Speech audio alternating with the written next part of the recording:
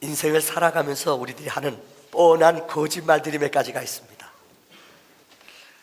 정규에서 수석한 아이들, 아니 수능 최고점 맞은 아이한테 인터뷰하면 대부분 이렇게 합니다. 나는 학교 수업에만 충실했습니다.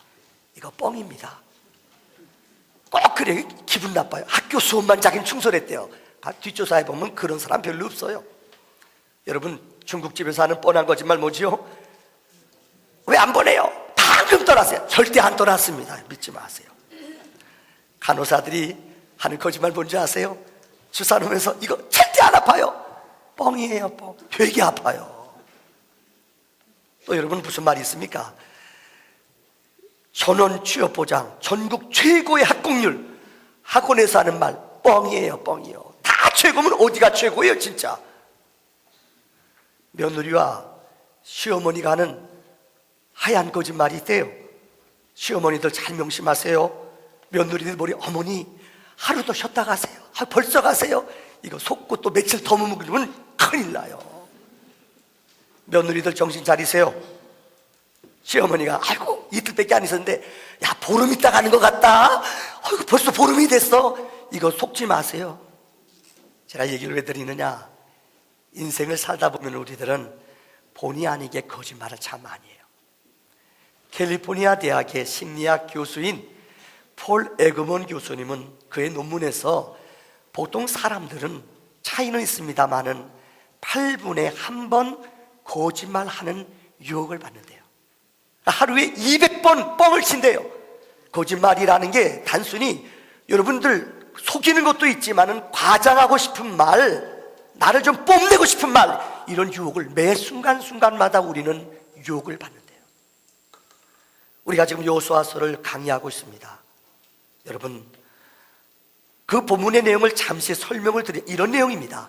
하나님이 이스라엘 백성을 430년 동안 애굽에서 종살이하게 하셨습니다. 하나님이 이스라엘 약속의 땅 가나안 땅에 그들을 주신다고 했어요. 근데 하나님이 그 원칙을 정하셨어요. 이 땅에 들어가 살면서 너희는 그 땅에 사는 7 족속들 어느 누구도 그들과 함께 화해를 하거나 협정을 맺지 말고 다 그들을 쫓아내거나 죽이라고 그랬어요. 너무 잔인하지 않습니까? 아니에요. 이 하나님의 법이에요. 우상 숭배 그들의 습관을 따를까봐 죄의 모양이라도 하나님은 버리라고 그들을 절대 그 땅에서 쫓아내라고 그랬어요. 근데 여러분, 그 땅에 살고 있는 7 족속들이 대부분의 족속들은 전부 다 항전으로 싸우고 그들과 이스라엘이 자기네 땅에 올 때에 싸우려고 대부분 덤빕니다. 근데 한 사람, 희위 족속 가운데 기브온 사람들은 속였어요. 어떻게 해요? 옷을 변장을 했어요. 그 다음에 음식도 곰팡이 나는 썩은 걸 갖고 왔어요. 신발도 다 다른 거. 바로 여리고성을 점령하고 아이성을 점령하고 그 다음 성이 기브온이에요. 자기네 성을 공격당할 차례예요. 소문을 들었어요. 아이성, 여리고성 사람들 다 죽임을 당했다. 자기네도 죽어야 돼요. 근데 이들은 살기 위해서 거짓말을 하는 거예요. 먼 곳에서 왔다고 거짓말하며 그들을 높여줘요. 우리는 종입니다. 당신들을 위대합니다. 그래서 그들과 화해 협정을 맺었어요. 거짓말한 거예요. 이것 때문에 이스라엘은 고통을 당합니다마는 오늘 성경에서 화친을 맺은 믿음의 사람은 어떤 은혜가 있는가?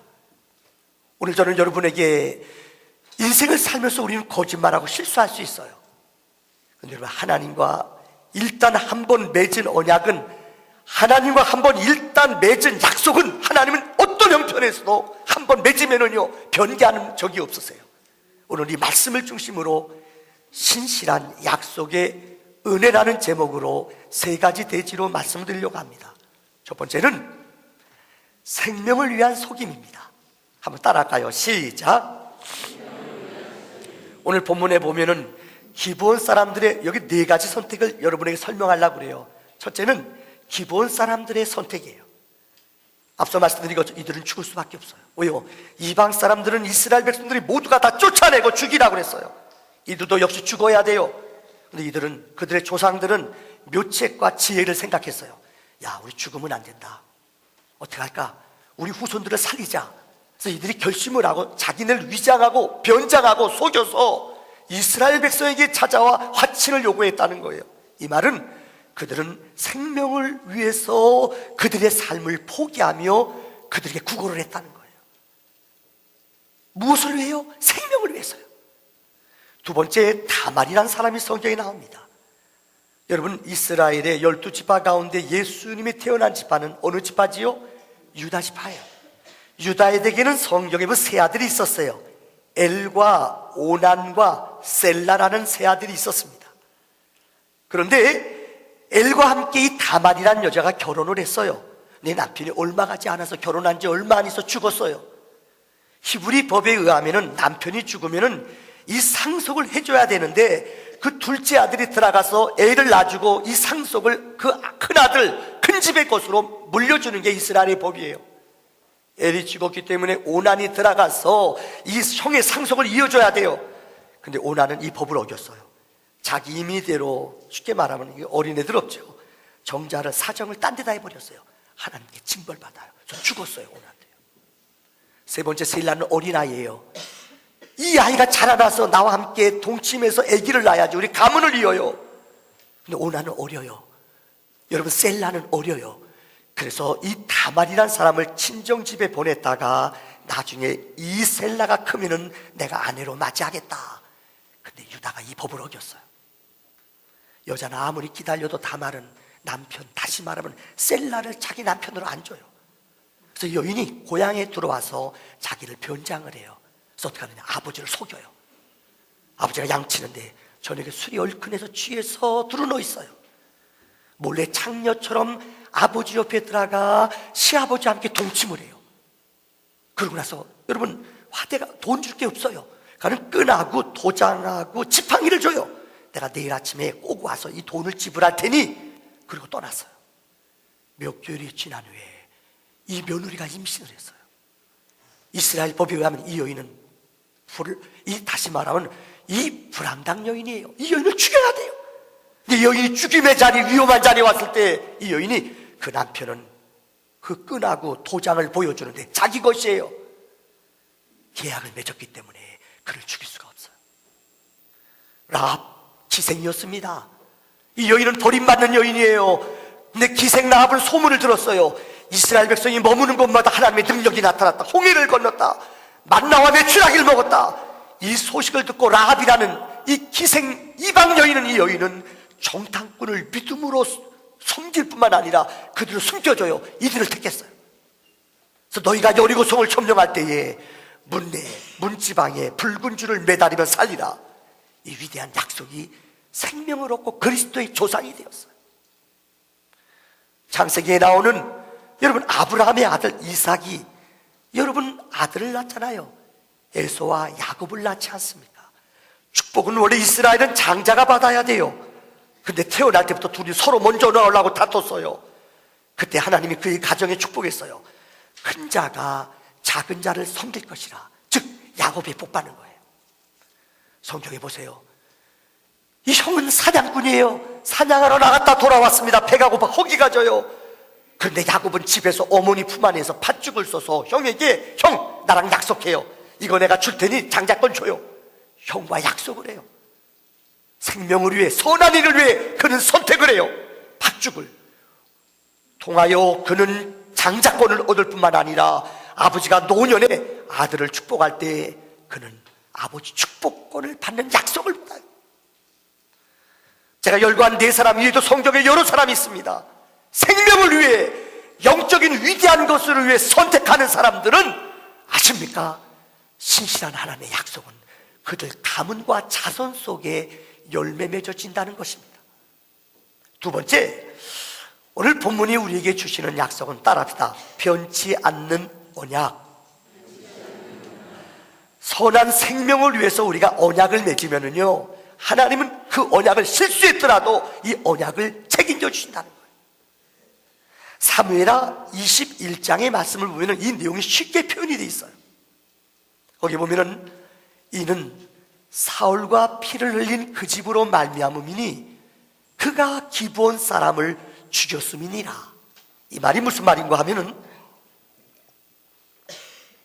다윗 왕 시대에 이스라엘의 두 번째 왕이 다윗 왕 아닙니까? 다윗 왕 때에 이스라엘에 3년 동안 기근이 들었어요. 기근 때문에 백성들이 너무나 큰 고통을 당해요.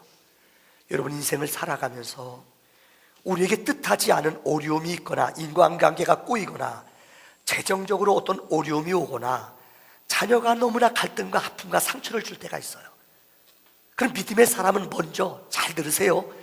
내 영혼을, 내 모습을 영적으로 돌이켜봐야 돼요. 내가 하나님 앞에 정직하게 살았나? 내가 하나님 앞에 정말 바르게 살았나? 내 영혼과 내 모습을 돌이켜보는 지혜가 있어야 돼요. 다윗이 3년 동안 기근으로 너무나 큰 고통을 당하자 하나님께 무릎 꿇어 간절히 기도했어요. 그때 사무엘상 오늘 읽은 말씀 그 전에 보면은 하나님이 다윗에게 알게 해주세요. 너희가 내 약속을 파기했다. 아니, 하나님 무슨 약속입니까? 앞서 말씀드린 것처럼 여호수아와 기브온군은 약속했어요. 그들이 우리를 종으로 삼아주세요. 좋다. 3일 후에 그 약속이 파기된, 속인 걸 알았어요. 그러나 여호수아는 그 약속을 지켜요. 너희는 앞으로 우리 성전에서 나무 패는 일과 물 깁는 노예 생활을 하라. 그래서 기브온 사람들은 일생 동안 성전에서 나무 패는 일과 물 깁는 일을 해요. 그러나 그들은 죽이지 않아요. 생명을 얻었어요. 그런데 성경에 보면 사무엘상 21장에 이스라엘의 첫째 왕 사울이 이 기브온 사람들 약속을 파기하고 그들을 수없이 죽여요. 왜 죽였느냐? 옛날이나 지금이나 정치하는 사람은 똑같아요. 이스라엘 사람들이 각 땅의 지파를, 땅을 제비를 뽑아 나눠요. 근데 기브온 사람들은 12지파에 속하지 않아요. 근데 그들이 사는 땅이 어디냐? 베냐민 지파, 즉 사울 지파, 사울 왕이 사는 지파, 베냐민 사람들이 사는 땅에 누가 살았느냐? 바로 기브온 사람들이 살았어요. 그러니까 백성들이 꿍실꿍실하는 거예요. 왜 우리 땅에 저들이 살아? 저들을 계약을 맺었기 때문에 쫓아내지 못해요. 백성들이 분노, 미움. 근데 사울 왕이 이것을 여론을 등에 업어서 하나님의 약속을 파괴해요. 그 땅에 살던 기도원 사람들을 수없이 죽이고 쫓아내고 그들의 재물을 뺏었어요. 약속을 어겼어요. 여러분, 이해가 되지 않죠? 이 약속을 어긴 엄청난 죄악 때문에, 사울의 죄악 때문에 그 자손인 다윗 때에 그 나라에 3년 동안 기근이 왔다는 거예요. 다윗이 그 기브온 사람에게 찾아가요. 어떻게 하면 우리가 너희의 잘못을 용서받을 수 있느냐? 그런데 그들이 말해요. 사울의 자손 가운데 7명의 자손을 우리에게 달라. 그들을 죽이리라. 그 성경에 보면 이 사울의 아들들 둘과 그 손자 5명이 죽임을 당해요. 그 죄의 징벌을 받아요. 그러므로 재앙이, 기근이 그쳤다고 성경은 말해요. 여러분, 잘못된 선택이기도 하고 경솔한 선택이었기 때문에 약속을 하나님과 맺었어요. 잘못된 것이지만 하나님과 한번 약속을 맺기만 하면은 하나님은 그 약속을 변개치 않는다는 게 성경의 약속이에요. 여러분, 요즘 광고 가운데 뜨는 남자가 있어요. 혹시 아세요? 러시앤 러시인가요? 어느 노란 옷 입은 남자가 뿅 타고 내리면서 저리 그러 나오잖아요. 텔레비 안 보나 봐요. 의리의 남자 있잖아요. 의리하면 그 남자 누구죠? 시작. 고마워요. 이쪽은 전혀 텔레비 안 보는 것 같아요. 김보성이라는 사람이 의리의 남자예요. 우리 몸에 대한 의리 김보성. 이 사람이 얼마 전에 TV에 나와 간증하는 거 봤더니, 야, 은혜됩디다요. 좀 덥지 않아요? 에어컨 좀 틀어주세요. 제가 힘들더라도 에어컨 좀 틀어주세요. 여러분, 이 사람이 원래 톡실한 불교 집안에서 태어났대요. 근데 이 사람이 예수 믿는데, 생각해봐요. 자기는 의리사나인데 불교에서 기독교로 바꾼다는 게 의리를 버리는 것 같더래요. 그렇잖아요. 의리사나이가 의리를 버린다는 게 이거 황당하잖아요. 근데 의리를 깨달은 게 복음이었대요. 그분이 아주 이런 간증이에요. 혹시 텔레비전 들어가면 이제 간증하러 다녀요. 이분이 왜 그러냐? 태권도 5단이래요. 자기가 그래요. 수백 번 싸웠대요. 수백 번 싸워서 한 번도 안 졌, 딱 한 번 졌대요. 어떻게? 13대 1로 싸우다 늑살나게 깨졌대요. 뭐 자기가 뭐 슈퍼맨인가요? 13명과 맞짱 뜨다가 어찌나 많이 맞았는지 오른쪽 눈이 실명됐어요. 혹시 여러분 김보성이 안경 선글라스 낀 거 알죠? 그 사람 실명했다는 거 알아요, 여러분들? 몰랐죠? 교회 오면 좋은 거 많이 배워요. 눈 하나가 그때 어찌나 많이 맞았는데 실명했대요. 그래서 항상 선글라스 끼고 다녀요. 친구 13명과 싸웠잖아요. 또 한 번은 여러분 영화 제작업사, 영화 흥행할 때 영화라는 거 있잖아요. 영화에 제작하는 업자들, 이 사람들은 갑이에요. 갑. 누구도 일하는 사람들이 돈 빨리 달라 뭐하다 말 못해요. 6개월 동안 무명으로 일하는 연극 배우인데, 영화 배우인데 6개월 동안 월급 하나도 못 받아요. 화가 나잖아요. 자기 일도 아니에요. 그래서 열받아가지고 영화업자랑 회식하다가 이 사람이 의리 사나이니까요, 열받아가지고 그 회식판을 뒤집어 버렸어요. 갑한테 어떻게 될까요? 이거죠. 자기가 5년 동안 자기 길이 막혔대요. 영화 출연도 안 되고요. 갑, 힘 있는 사람의 갑인 갑, 이 사람들 연락해가 저 사람 쓰지 마 안 넣는 거예요. 5년 동안 무명의 시절 보냈대요. 옛날에 영화배우 떴지만 5년 동안 무명 지냈어요. 와, 남의 일 해주다가, 그러니까 뭐예요? 의리지요. 또 주식 투자했다가 완전히 거지 됐대요. 거지요. 인생적으로 말하자면 완전히 바닥치는 인생이에요. 그때에 자기에게 누가 찾아왔대요. 김사랑이라는, 혹시 여러분 미스 코리아 진, 미스 코리아만 얘기도 머리 쥐나는 분 있죠? 열등감 때문에 그래요. 미스 코리아 지인인 김사랑이라는 여자가 찾아와서요, 자기한테 와서 복음을 전하더래요. 근데 이 친구가 의리라니까요. 이 김사랑이 이렇게 전도했대요. 내가 이 세상에 가장 의리 있는 남자 하나 소개해 줄까? 누구? 나보다 더 의리 누가 있어? 예수님. 그 사람이 의리면 예수님을 소개하더래요.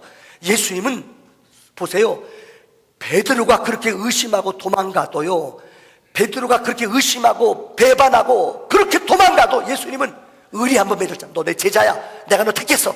주님 그 의리 끊어요? 안 끊어요? 안 끊어요. 베드로 얘기를 쭉 들려주면서 베드로 도망가고 못된 짓에도 예수님이 끝까지 의리시켜서, 그러니까 마음이 뚫리더래요. 다윗과 요나단 알지요? 요나단은 사울의 아들이에요. 왕국 시대에서는 아버지의 대를 이어서 이 아들이 왕이 돼요.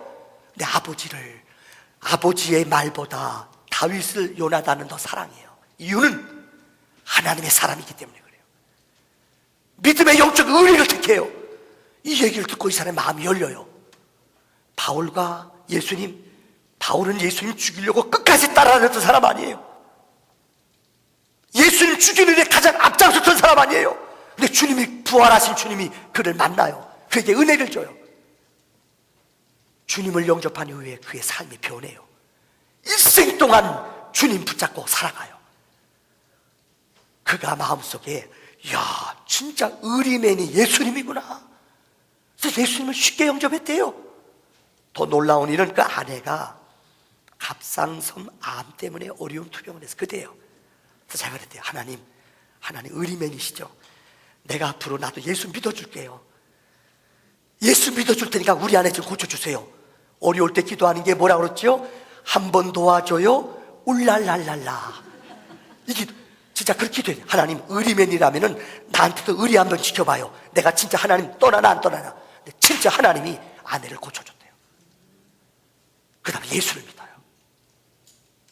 사랑하는 성도님들, 하나님은요, 우리와 한 번 맺은 언약을 아무리 우리가 도망가도 하나님이 일단 우리를 한번 택한다고 붙잡아 주시면은요, 평생 그 손은 우리를 떠나거나 우리를 놓지를 않아요. 어떤 실패, 어떤 어려운 처지에서 낭망하고 넘어지고 도망가다 할지라도 하나님이 붙잡은 손은, 하나님의 능력의 손은 변개치 아니하는 신실한 능력의 주인 줄 믿습니다. 마지막 결론 세 번째입니다. 기브온은 종이에요. 기브온은 아무 힘도 없어요. 근데 그의 조상들이, 아세요? 몇백 년 전에 그의 조상들이 위대한 영적인 생명을 위한 속임, 거짓말을 해서 약속을 해서 그 자손들이 복을 받아요. 성경은 그 자손들이, 기브온의 축복이 그 자손들에게 어떻게 이어졌는가, 성경은 우리에게 그 약속을 세 가지로 얘기해요. 첫째는 신앙적인 축복을 받았어요. 성경 읽어보세요. 이스라엘 백성이 통일하고 나라가 평안해져요. 그렇게 위대한 솔로몬도 인생은 착오로 그래요. 모든 인생은 성공한 후에 넘어져요. 배부른 후에 인생들은 내리막길을 걸어요. 어렵고 힘들고 눈물 날 때는 가정도 지켜요. 시험도 이겨내요. 그런데 내 인생이 평안해지고 내 인생이 형통해지면은 인간들은 아세요, 기고만장해요. 내 마음대로 살아요. 그 위대한 솔로몬도 이방신을 섬기며 우상 앞에 나갔어요. 그런데 성경을 보면 사무엘서에 보면은 이스라엘 백성들이 예배 드리는 처소가 있어요. 그게 기브온 산당이에요. 솔로몬이 하나님 앞에 1000번제를 드렸어요. 여러분 기억하십니까? 1000번제를 드린 장소가 성경에 어디라고 그래요? 어디 산당? 기브온 산당이라고 그래요. 그들은 종이에요. 종. 버림받은 사람들이에요. 그러나 그들은 하나님을 의지했어요. 이스라엘 백성들이 부유하고 하나님을 떠나고 우상을 숭배하고 음란한 죄를 범해요. 그럼에도 기브온 사람들은, 여러분 장작 패는 사람, 그들은 물 떠오는 사람이에요. 그러나 그들은 단 쌓는 일, 하나님께 예배하는 일, 하나님 앞에 나가는 산당을 짓는 일 게으리하지 않았어요. 그래서 성경에 솔로몬이 1000번제를 드린 장소가 기브온 산당이라고 영적인 축복을 받았어요. 두 번째는 그들은 다윗의 위대한 용사가 되었습니다. 역대상 12장 4절에 보면은 다윗이 어려움과 위험한 일을 만났을 때에 다윗 주변에서 다윗을 제일 도와줬던 용사들이 있어요. 이 이스라엘 사람들이 아니에요. 성경을 가만히 읽어보면 오늘 역대상 12장 4절 말씀 보세요. 기브온 사람 곧 30명 중에 용사요. 그때 이름이 기록되어 있어요. 즉 다윗을 가장 충성스럽게 도와줬던 군인들, 용사들이 누구냐? 이스라엘 사람들이 아니에요. 기브온 사람들이 그들의 용사가 됐다고 말해요. 혹 여러분들 요즘은 그런 어릴 적에, 제 어린 시절에 영화가 있었어요. 여기 나이 드신 분들은 아마 머리 숙일 거예요. 왕유, 그 아세요? 중국 영화 있잖아요. 아버지가 탁 죽임을 당하는데 유모가 이 어린 핏덩이 같은 어린아이를 탁 데려오면서 아버지가 죽어가면서 저 검법책을 줘요. 내 원수를 갚아다오. 죽어요. 유모가 데려가다 알잖아요. 도망가다 어느 집에 데려다 키우잖아요. 그러다 그 선생님 찾아가잖아요. 그 선생님이 다 데려다가 매일마다 10년 동안 뭐 시켜요? 물 깃는 일, 나무 패는 일, 장작 패는 일, 이것만 시켜요. 이 아이가 도망가려고 딱 그래, 그죠? 힘들고 무서워서 도망가려고 딱 그러면 스승이 딱 나타나서 아버지 검을 딱 주면서 아들아 이제부터 운동을 하자, 내공을 채우자. 그 다음부터 딱 소린검법을 배워가지고 아버지 원수를 갚았다. 끝! 이게 옛날, 여러분 무렵지에 나오는 옛날에 중국 어린 시절에 우리 그런 영화 외팔이 왕유 나오는 거 아세요? 팔 없는데 야 기가 막히게 축지법 써가면서 아십니까? 장풍 써가면서 물로, 여러분 안 봤어요? 세대가 차이가 있네요. 저는 그거 보고 은혜 너무 많이 받았어. 하고 싶은데 저는 안 되더라고요. 여러분 이 기브온 사람들은 이방 사람이지만 다윗 곁에서 다윗을 지키는 가장 위대한 용사로 여기 30명이 그들을 따랐다는 거예요. 유럽을 가보면요, 꼭 스위스에 가면 제일 사람들이 많이 찾아가는 곳이 있어요. 그것이 무엇인가 하면은 바로 이 사자상, 빈사의 사자상이에요. 지금부터 500년 전에 스위스는, 지금은 알프스 산맥이 있고 관광 명소로 유명하지만 500년 전에는 이 자연적인 산, 그들에게는 짐이었어요. 힘들었어요. 너무 가난했어요. 먹고 살 게 없었어요. 워낙 강대국이 옆에 쌓여 있었기 때문에요. 그 당시 스위스 사람들이 먹고 사는 것은 하나예요. 용병으로 나가 나라 지켜주고, 다시 말하면 용병으로 나가 죽어주고 돈 버는 거예요. 그런데 지금부터 500년 전에 프랑스 혁명이 일어난 후에 루이 16세가 죽임을 당해요. 근데 그 옆에서 끝까지 그를 보좌했던 사람들이 다 도망가요, 다른 용병들은. 근데 786명의 스위스 용병들은 그 자리를 떠나잖아요. 그때 용병의 최고 책임자였던 사람이 유명한 말을 남겨요. 우리가 여기서 죽어야지 우리의 자손들의 직업이, 직장이 생긴다. 우리가 여기서 용감하게 자랑스럽게 죽어야 우리 가난한 우리나라 후손들, 우리 자식들의 영원한 직장이 생긴다. 그리고 다 죽었어요. 그래서 그 상을 스위스에 가면은 그 빈사의 사자상이 그곳에 그 그림이 그려져 있어요. 더 놀라운 것은 그 이후 100년 후에 우리 역사 가운데 캐톨릭 교황이 타락했을 때 교황 클레먼스 7세가 이 영주들이 일어나 그 교황을 공격을 했어요. 도망가는데 끝까지 영주를, 다시 말해 교황을 지켜준 사람이 있어요. 그 교황을 호위하는 용사 187명 가운데 147명이 죽임을 당했어요. 놀라지 마세요. 이 147명이 모두가 다 스위스 용병이에요. 그래서 지금도 여러분 바티칸에 가면은 거기 한 200명 정도 24시간 동안 경호하는 사람들이 있어요. 이제까지 전통적으로 모든 군의병들은 100% 스위스 사람들. 이유는 하나예요. 그들의 조상들이 위험한 때에 생명을 내걸고 자기 조국을, 주인을 위해서 생명을 바쳤다는 거예요. 오늘 본문에 기록된 기브온 사람들은 종이에요. 별별 없는 사람이에요. 근데 다윗을 위해서 그들이 목숨을 버릴 정도로 생명을 바치는 위대한 믿음의 사람이었다. 결론의 말씀을 드립니다. 세 번째, 기브온의 영광이에요. 성경에 보면은 이 기브온 사람들은 이방 사람이에요. 족보에 들어오지 않아요. 근데 성경을 읽어보면은 이스라엘이 바벨론으로 70년 포로로 잡혀갔다 돌아와요. 근데 그 지파들의 이름을 쓰는데 성경에 보면 500명의 기브온 자손들의 이름을 성경은 기록하고 있어요. 이스라엘이 12지파 아니에요. 바벨론에서 돌아온 포로들의 이름을 각 지파별로 써요. 루벤 지파, 시몬 지파, 레위 지파. 맨 13번째의 성경을 보세요. 기브온에 속한 자손들의 이름을 쭉 500명을 써요. 무슨 말이에요?